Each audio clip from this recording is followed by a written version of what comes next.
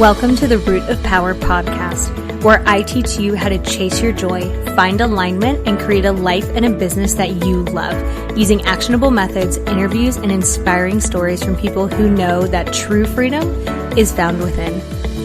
I'm your host, your always hype woman and sometimes ass kicker, Amanda Chills, and I am so proud of you for choosing to step into your power. Come along, we've got dreams to build.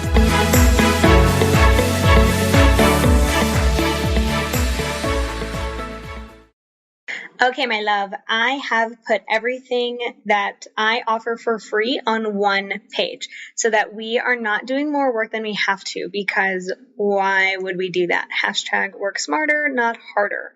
So livemyhappyhealth.com/free. You are going to find everything I've created for not only leveling up in your personal life and building a life that you love, but leveling up in your business life and building a business that you love. Okay?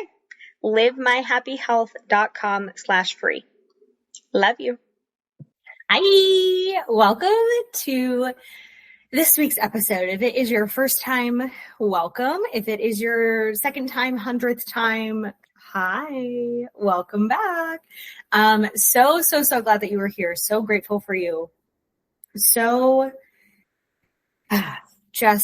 Yes, right? Like, we are working on building a community of lighthouses, people who are so rooted in their own power, are so grounded in themselves that they start calling other people home just by living their life in a grounded, free, clear way.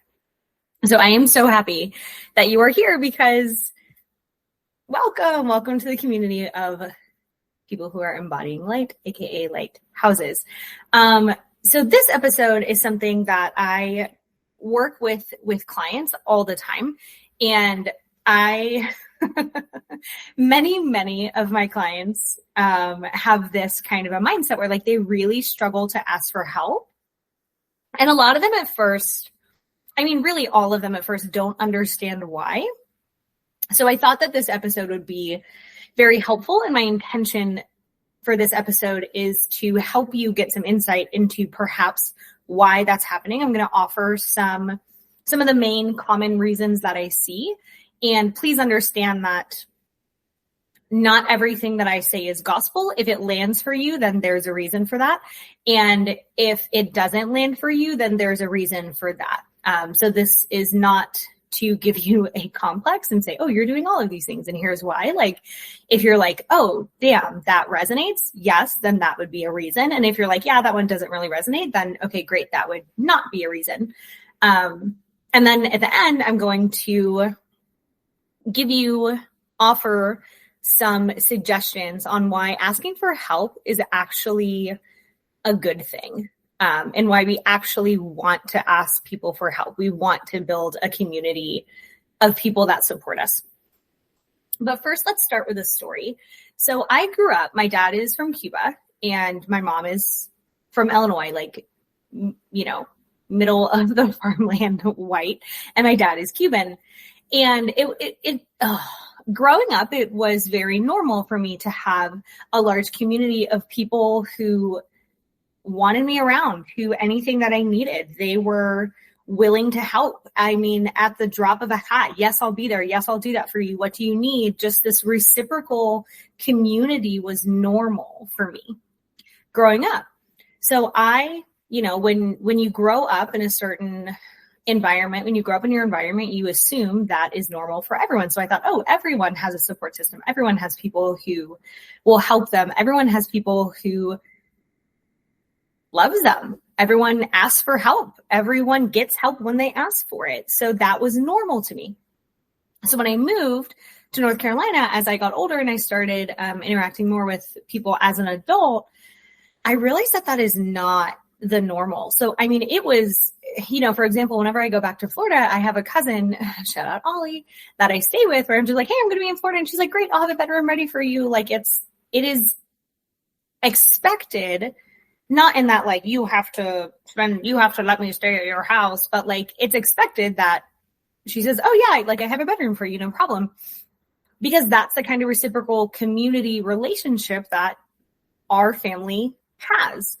Now, when I became an adult, I was like, oh shit, like not everybody has that. And especially not white people have that. So it was very weird to me moving to North Carolina to hear all of these people and to see all of these people who don't have community, who don't have people that they can go to ask for help. Maybe they have immediate family, but many people don't even have that.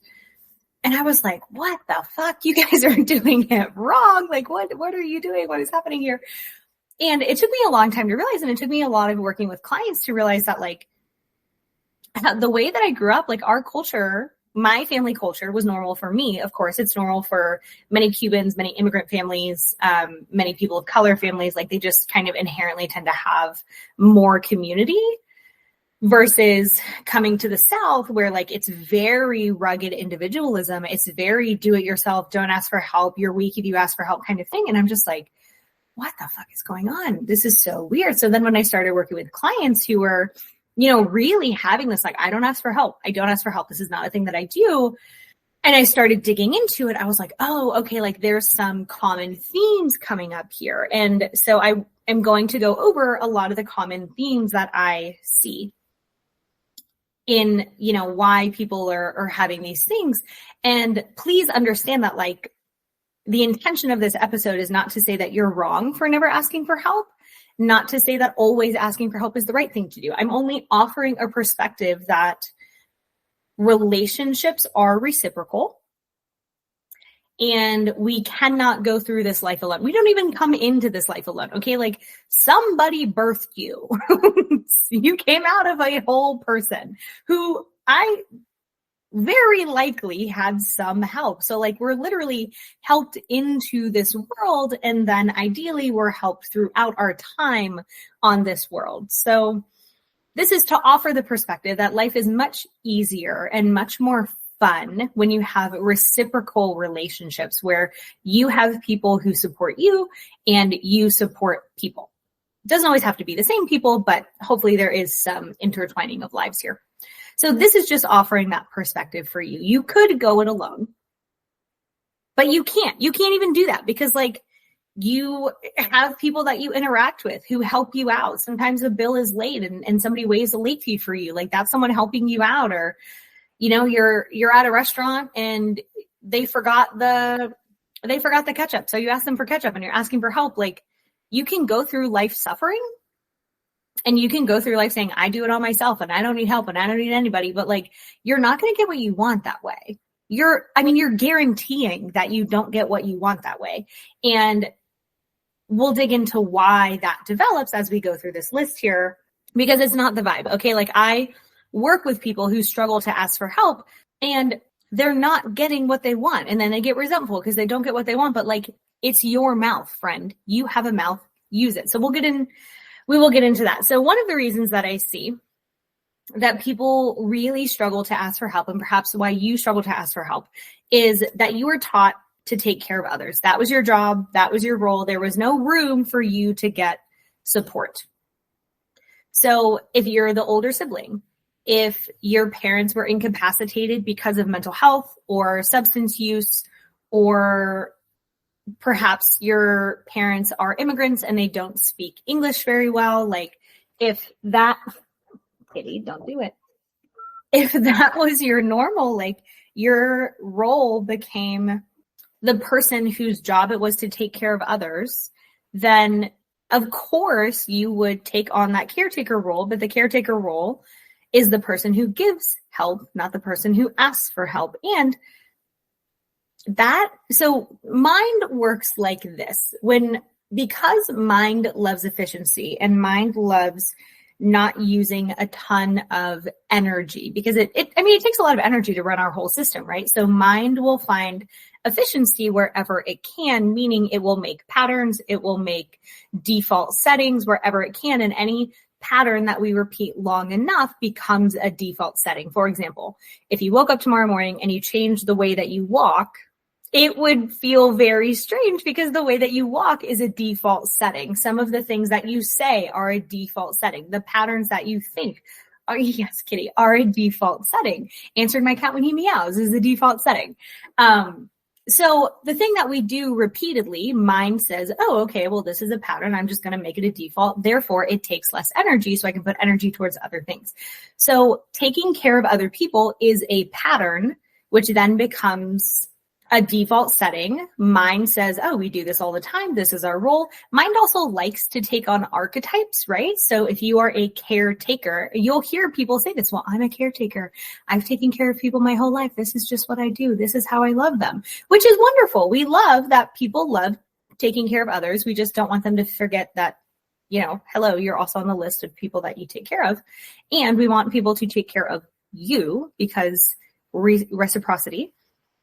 So if people grew up where their role was taking care of others, older sibling, child of immigrants who don't speak a language, parents are incapacitated because they're depressed, they're, emotionally dysregulated, they're not safe, they're using drugs, they're, alcoholics, like it's so common that like the oldest child or one child in the family will become the caretaker for others, typically the oldest, but it's not always the case. So if your pattern growing up was to take care of other people, that becomes ingrained.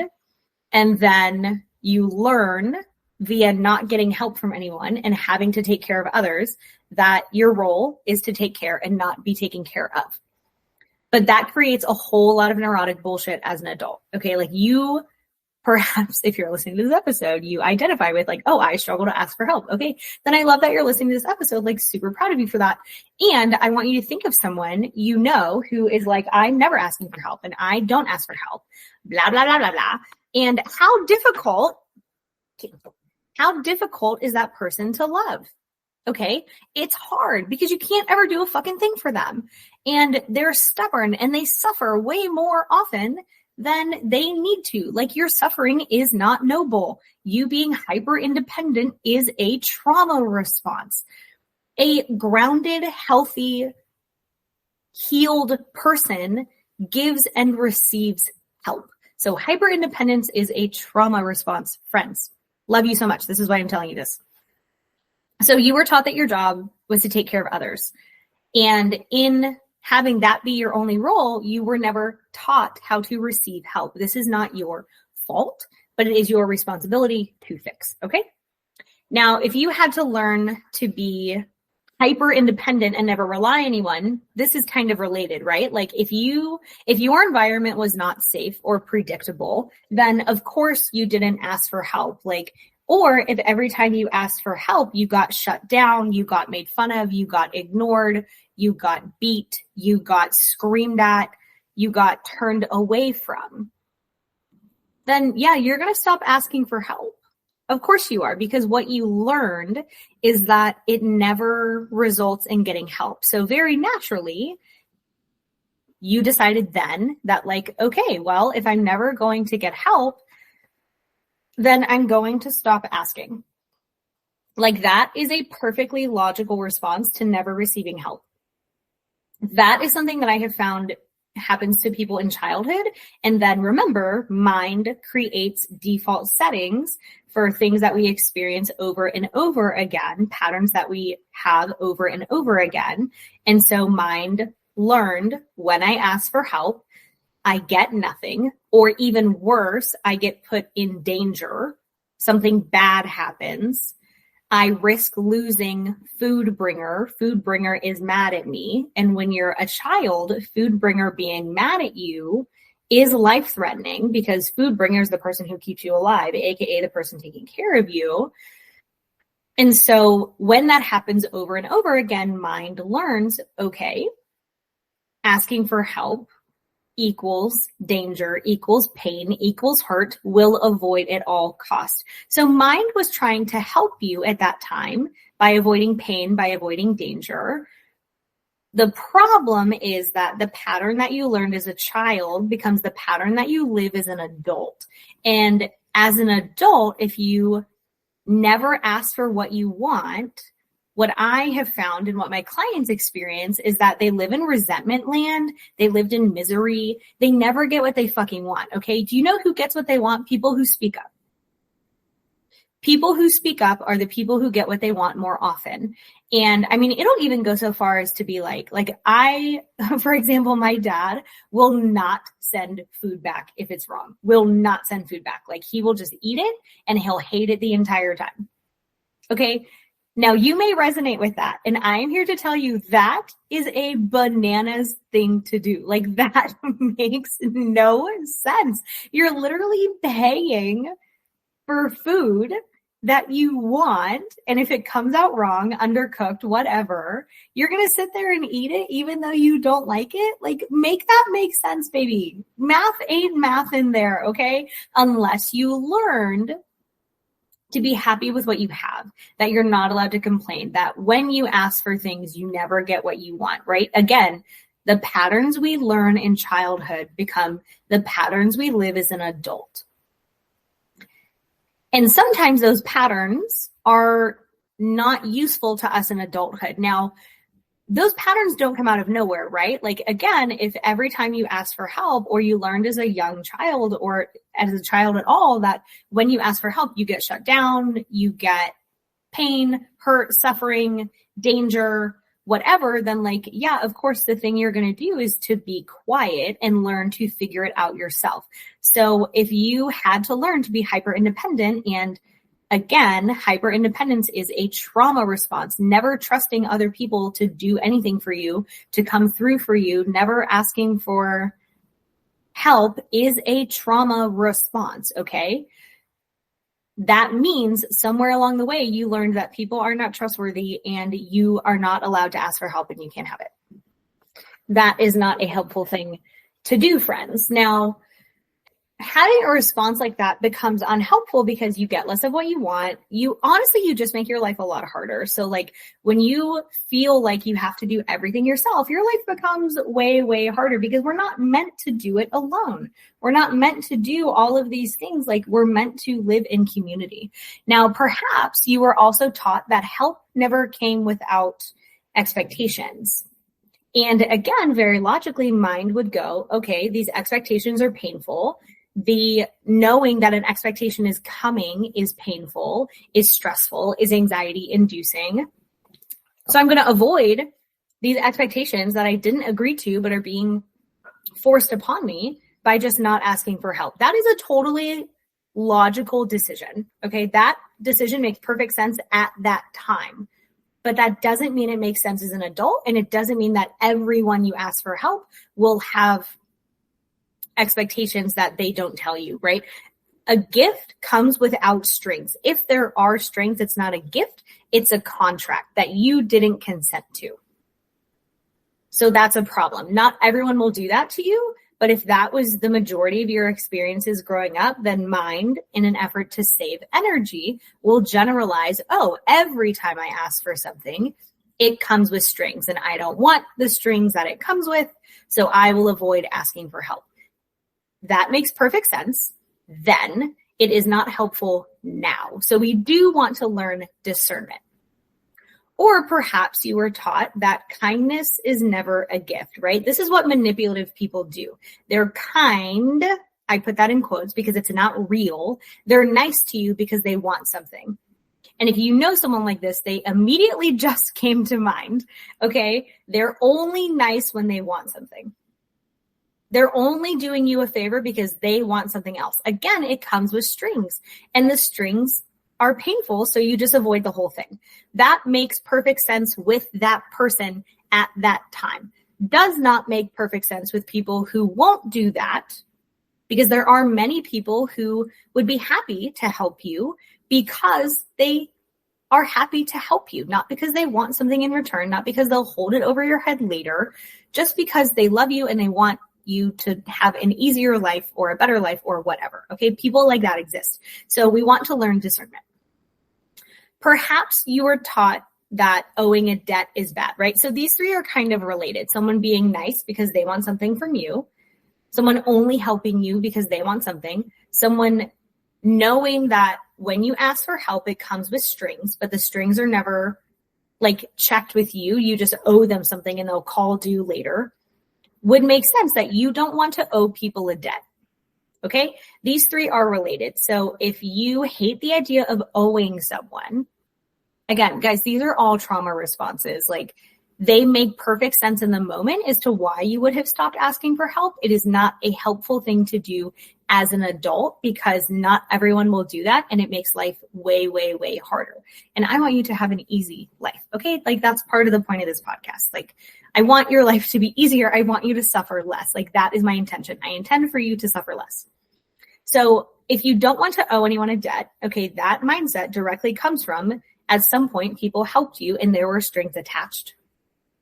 Or you were made to feel bad for asking for help, or you were made to feel ashamed or guilty for asking for help. How dare you do that? You know we're struggling. I can't do that for you right now. I can't believe you would ask that of me. You know I have so much going on. You're just so selfish. I can't believe, like, all of those manipulation games become, well, I'm never going to owe anyone anything because I'm never going to let someone do that to me again. That's a perfectly logical decision in the moment. We just don't want to stay there for the rest of our lives because it is very expensive. Okay. It will cost you your sanity, your peace, your life. It will cost you so many things. If you were taught that independence is a strength, well, do it yourself. That's what I did. That's what everyone does. You're weak if you ask for help, right? This is typically a message more geared to men than it is to women, but it is prevalent no matter what. Like, it's just around and it's so toxic. And this is a really good example of toxic masculinity. You're never allowed to ask for help because it makes you weak. Versus, let me offer you this perspective. Asking for help actually takes much more courage than never asking for help because you're afraid. Because that's really what's happening, right? Like, people who don't ask for help because they're afraid they'll get a no, the person will be mad at them, it'll come with strings, it'll backfire, they'll be made fun of. Like, that's all a fear-based response. And mind, when it perceives a threat, prioritizes that fear response over everything because mind is interested in survival, survive now, so perhaps we can thrive later. But it doesn't work when there's no actual literal threat. Now, perhaps when you were a child, there was a threat, right? If food bringer is angry, if food bringer doesn't love you, if food bringer, neglects you, yes, there is literally a danger. But as an adult, not a danger, right? So being taught that asking for help is a weakness and that's bad and you'll be bad and we'll throw you out of our family and you'll starve to death. Okay, well then it makes perfect sense that at that time you chose, well, I'm never going to ask for help and I'm going to do everything myself and only rely on me because that's the only person I can ever rely on. Hello, trauma response. Okay, like, you heard those words just come out of my mouth. I can never rely on anyone because they'll never come through. No one ever comes through. At the end of the day, I only have myself. Whew. Baby. Sweet little croissant. That's a trauma response. Again, the right response during that time, not so helpful now. So this is not to say that you made the wrong choice then. You made that choice for a reason. Or, well, subconscious made that choice for a reason then, not so useful now. Or perhaps they made it mean that you're a burden. And this is one I get all the time. Well, I don't want to be a burden. Who taught you that loving you was a burden? Who taught you that? Because they were dead ass wrong. They were dead ass wrong. Loving someone is not a burden. It's just not. And so when people say, well, I don't want to be a burden, you all know my dog Madge, unless this is your first episode. And I have a dog. She is 12 years old. She is my favorite thing on the planet. And I say, well, Madge is a burden. Should I shoot her? And they say, oh my God, no, Amanda, why would you say that? And I say, well, she's a burden. She costs money. She costs time. She costs energy. She is by definition a burden. She is a load that I carry. And they say, so I say, okay, great. Well, if she's a burden, I should shoot her. Get rid of her. And they're like, oh my God, no. And I say, okay, but why? Why do I take her on? And they say, well, because you love her. And I say, exactly. Love is a burden you choose to carry. You're not heavy. There's a song that I really love that says, he's not heavy, he's my brother. He's not heavy. He's my brother. You're not heavy. You're someone they love. It's not heavy. A burden becomes weightless the second you choose to carry it. So whoever taught you that your needs are a burden on them just didn't want to carry them. Which does not mean that you're a burden. It means they didn't want to do the work to take care of you. That has nothing to do with you. Nothing at all. But that is what I hear all the time. Well, I don't want to be a burden, because a burden meant threat to safety. But as an adult, there's no threat to your safety. There's no chance of being abandoned. Abandoned means leaving a baby in the woods to die. No one can do that as an adult to you unless they tie you up in the woods and leave you to die. So if you're kidnapped, yeah, okay, cool, you've been abandoned. But even then, it's not abandonment, it's just murder. So abandonment means leaving something that cannot fend for itself to die. You can fend for yourself. You are an adult. You are not a helpless baby. But when you learned that, you were perhaps young child. And because the thing that we live becomes our pattern, you learned, oh, burden equals bad. Burden equals unsafe. I don't want to be abandoned in the woods. So I will make myself as small as possible. I will never ask for help. I will never need anything. But that is not the story as an adult. It's not the story as an adult, okay? You may be a burden, as in you take time, energy, care, but you become weightless the second someone wants to carry them. He's not heavy. He's my brother. She's not heavy. She's my sister. And you can't be abandoned as an adult. So that's exciting. Now, let me offer you some reframes for that. And if you need a second, take a deep breath, because I know some of those likely resonated with you. So proud of you for making it this far. And let me offer you some different perspectives. I'm thinking that you actually do people a disservice when you don't let them help you. People want to love you. They want to help you. They want you to be happy. And if they're watching you suffer and struggle because you're being stubborn about not asking for help because of an old pattern, because of an old trauma response, you prevent people from loving you. But they want to love you. You do people a favor when you accept their help. Accepting help creates reciprocity. And the more reciprocal a relationship, the deeper the bond. Okay, so you're preventing people from loving you when you don't allow them to help you. And let me offer this as well. Not everyone has a hidden agenda. Some people really want to help you just because they love you. Learn to discern who that is. Suffering is not a badge of honor, okay? The more you suffer, it's not the better life is. You're suffering. Being a martyr is not fun, okay? It just sucks. Even Mother Teresa had a whole community. She didn't do it alone. And she was a literal saint. Like, she didn't carry it alone, okay? Your suffering is not a badge of honor. It's not the more you suffer, the more you'll be rewarded later. That's not true. Allow people to help you. Life can be easier. It gets to be easy, but it does require help. Interdependence is healing. Remember, sweet little croissant of mine, hyper-independence is a trauma response, which means healing is relational.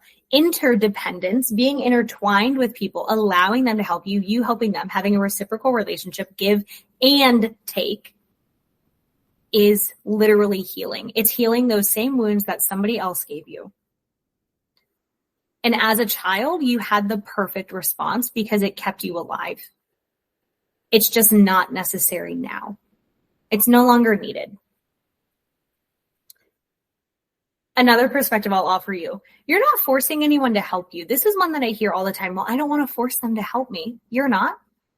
You're not putting a gun to their head and saying, help me or die, bitch. Like, you're not doing that. If you are doing that, that's fucked up. Stop doing that. Like, that's not okay. Okay, let's not do that. But I'm going to assume that you're not doing that because you're a sweet little croissant. And I know that you're a sweet little croissant. So you're not putting a gun to someone's head and saying, help me or die. Which means you're not forcing anyone to do anything. It is, people have free will, okay? Adults get to choose. Now you may say, well, but they always say yes when I help them because I think they feel bad. Let me offer you this.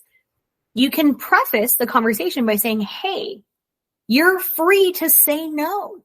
If you don't want to do it, I want you to say no.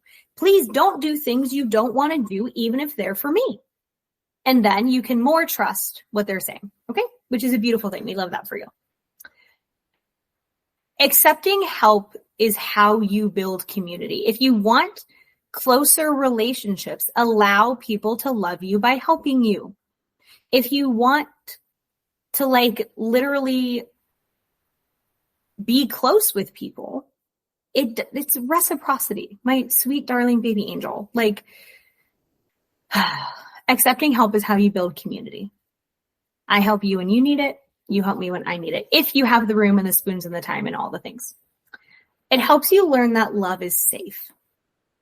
Now, I know that your hyper independence came from a place of trauma because it is not how normal, healthy people operate, which is not to say you are unhealthy or abnormal, only to say that trauma caused that response. The way that mind was interpreting their no, their neglect, their turn away, their response to you asking for help created this pattern. But it helps you learn that love can be safe and love can be reciprocal, which is a beautiful thing. And the last thing is that the more help you get, the quicker you get what you want. Okay. And I want you to get what you want. So the more help you get, the more you get what you want and the faster you get what you want, which is like literally the most beautiful thing. So marinate on those. Give me your thoughts. Hit a girl up on Instagram at Amanda_chills. I would love to hear your thoughts on this. Okay. Have a beautiful day. Love you. Bye.